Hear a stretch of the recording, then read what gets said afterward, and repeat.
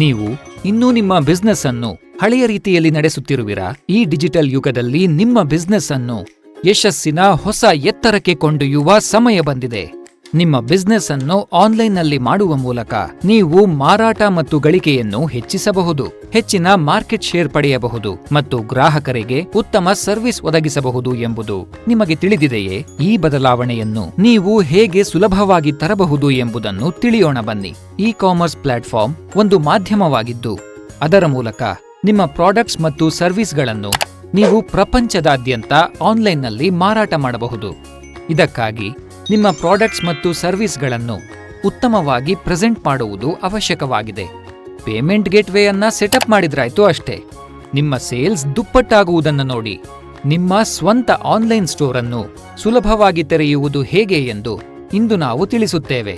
Online expand ಮಾಡಲು ಬಯಸುವವರದ್ದು ಹೊಸ business ಆಗಲಿ ಅಥವಾ ಅಸ್ತಿತ್ವದಲ್ಲಿರುವ ಬಿಸ್ನೆಸ್ ಆಗಲಿ, ಇಬ್ಬರಿಗೂ ಈ ಮಾಹಿತಿಯಿಂದ ಪ್ರಯೋಜನವಾಗುತ್ತದೆ. ಆದ್ದರಿಂದ ಈ ಸುಲಭ ಹಂತಗಳೊಂದಿಗೆ ಪ್ರಾರಂಭಿಸೋಣ. ಹಂತ 1, ವ್ಯಾಪಾರ ಗುರಿಗಳನ್ನು ನಿರ್ಧರಿಸುವುದು. ಮೊದಲನೆಯದಾಗಿ, ನಿಮ್ಮ ವ್ಯಾಪಾರದ ಗುರಿಗಳನ್ನು ನಿರ್ಧರಿಸಿ. ನೀವು ಯಾವ ಉತ್ಪನ್ನಗಳನ್ನು ಮಾರಾಟ ಮಾಡುತ್ತಿದ್ದೀರಿ ಮತ್ತು ನಿಮ್ಮ ಟಾರ್ಗೆಟ್ ಆಡಿಯನ್ಸ್ ಅಂದರೆ ಮೇನ್ ಕಸ್ಟಮರ್ಸ್ ಯಾರು? ಈ ವಿಷಯಗಳನ್ನು ಅರ್ಥ ಮಾಡಿಕೊಳ್ಳುವುದು ನಿಮ್ಮ ಆನ್ಲೈನ್ ಸ್ಟೋರ್ಗೆ ಸರಿಯಾದ ಪ್ಲಾಟ್ಫಾರ್ಮ್ ಮತ್ತು ಡಿಸೈನ್ ಅನ್ನು ಆಯ್ಕೆ ಮಾಡಲು ಸಹಾಯ ಮಾಡುತ್ತದೆ. ಹಂತ 2, ಸರಿಯಾದ ಪ್ಲಾಟ್ಫಾರ್ಮ್ ಅನ್ನು ಆರಿಸುವುದು. ಇದರ ನಂತರ ವಿಶ್ವಾಸಾರ್ಹ ಇ ಕಾಮರ್ಸ್ ಪ್ಲಾಟ್ಫಾರ್ಮ್ ಅನ್ನು ಆಯ್ಕೆ ಮಾಡಿ. ONDC ಅಥವಾ ಅದರಂತಹ ಪ್ಲಾಟ್ಫಾರ್ಮ್ಗಳು ಯೂಸರ್ ಫ್ರೆಂಡ್ಲಿ ಮತ್ತು ಅಪೇಕ್ಷಿತ ಡಿಸೈನ್ ಅನ್ನು ರಚಿಸಲು ಟೆಂಪ್ಲೇಟ್ಗಳನ್ನು ಸಹ ಒದಗಿಸುತ್ತವೆ. ನಿಮ್ಮ ವ್ಯಾಪಾರದ ಅಗತ್ಯತೆಗಳು ಮತ್ತು ಬಜೆಟ್ಗೆ ಅನುಗುಣವಾಗಿ ಈ ಪ್ಲಾಟ್ಫಾರ್ಮ್ಗಳಲ್ಲಿ ಒಂದನ್ನು ಆಯ್ಕೆ ಮಾಡಿ. ಹಂತ 3, ಸ್ಟೋರ್ ಸೆಟಪ್ ಮಾಡುವುದು. ಈಗ ನೀವು ಆಯ್ಕೆ ಮಾಡಿದ ಪ್ಲಾಟ್ಫಾರ್ಮ್ನಲ್ಲಿ ಆನ್ಲೈನ್ ಸ್ಟೋರ್ ಅನ್ನು ಸೆಟಪ್ ಮಾಡಿ.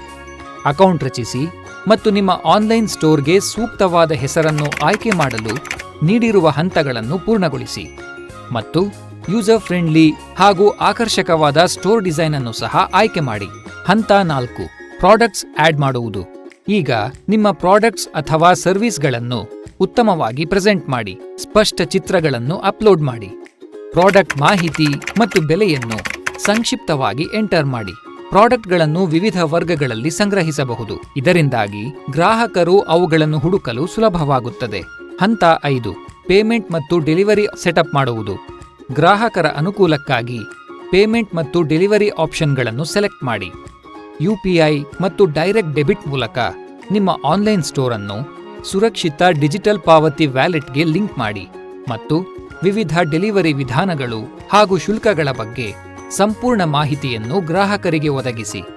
ಹಂತ 6, ಸುರಕ್ಷತೆಗೆ ಗಮನ ಕೊಡಿ.